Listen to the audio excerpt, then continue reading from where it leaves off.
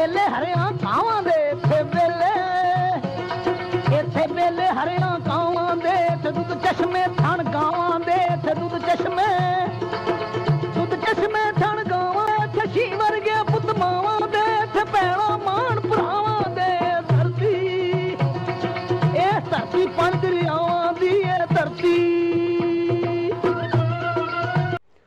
दुनिया के हर खिते अंदर बोलन लोक जुबान पंजाबी। दुनिया के हर खिते अंदर बोलन लोक जुबान पंजाबी। दूर ते नेड़े जिधर वेखो हो गई अज महान पंजाबी। इस बोली की गुड़ती सानू ये है साडा मान। इस बोली की गुड़ती सानू ये है साडा मान। धरती पंज दरियावां दी बनी साडी पहचान। इस बोली दे राहीं सबना पैर अगेरे धरिया।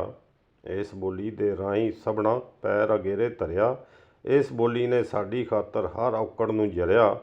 हर मैदाने माँ बोली ने साडा मान वधाया। हर मैदाने माँ बोली ने साडा मान वधाया। कंड नहीं साडी लगन दित्ती हर मैदान जिताया। असां भी कोई कसर नहीं छड्डी हालत खूब विगाड़ी। फारसी उर्दू ते अंग्रेज़ी इहदे विच वाड़ी। इहदे सावें गैर दी बोली लिया के असां खिलारी।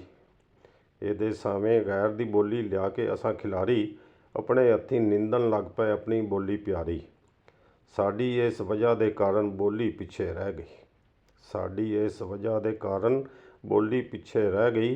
अपने फायदे खातर सानू आपो तापी पै गई।